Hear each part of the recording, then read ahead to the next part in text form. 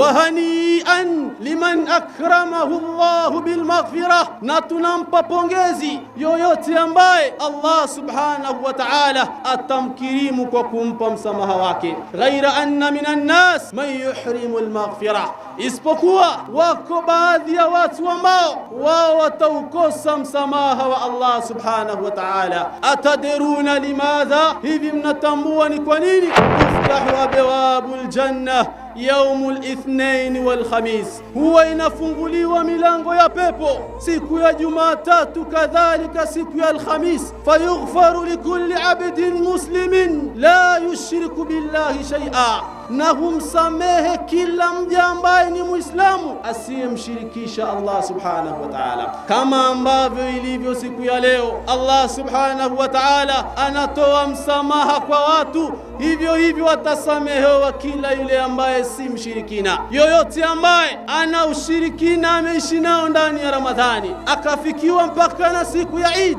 ana vitu amening'iniza katika nyumba yake, ana kinga ameziweka katika gari yake, ana kinga ambazo analalia anapolala, huyo hataupata msamaha wa Allah subhanahu wa ta'ala. Kadhalika illa rajulan kanat bainahu wa baina akhihi shahna, hivyo hivyo katika yule ambaye hataupata msamaha wa Allah subhanahu wa ta'ala ni yule ambaye atakuwa yeye na ndugu yake wana vifundo ndani ya Ramadhani, wameishi na vifundo mpaka yafika siku ya Eid. Allah subhanahu wa ta'ala anaitawanya misamaha yake, wao bado wana vifundo. Fayuqal, patasemwa kwa watu hawa, andhiru hadhain, wasubirisheni kwanza hawa wasiupate msamaha wa Allah subhanahu wa ta'ala hatta yastaliha, mpaka wamalize tofauti zao. Watadhakkar ya Abdallah, kumbuka ewe mja wa Allah subhanahu wa ta'ala, annaka tuamil ma bashar, hakika wewe unaishi na watu yukhti'una wa yusibun, wanakosea na wanapatia. Fa'awid nafsaka sabr, izoesha nafsi yako kuwa na subira. Wataghadhi ani zallat, na kunyamazia baadhi ya makosa ambayo watu wanayafanya ya kibinadamu. Falyafu walyasfahu,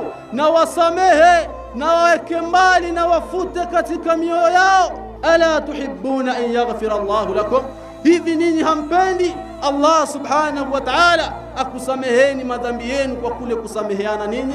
Faqad wajadtum fi shahrikum alfadil, hakika nyote na sote tumepata katika mwezi mtukufu wa Ramadhani as-sakinatu wat-tumaanina, tumepata utulivu wa hali ya juu. Hinama aqbalna ala ta'a, pale ambapo tuliamua kuelekea katika kumtii Allah subhanahu wa ta'ala. Kila mmoja katika moyo wake kuna namna alipata ladha ya ibada ya kumwabudu Allah subhanahu wa ta'ala. Tushikamaneni na kumtii Allah subhanahu wa ta'ala. Wa tilkum hiya alhayatu at-tayyiba, na hayo ndiyo maisha mazuri.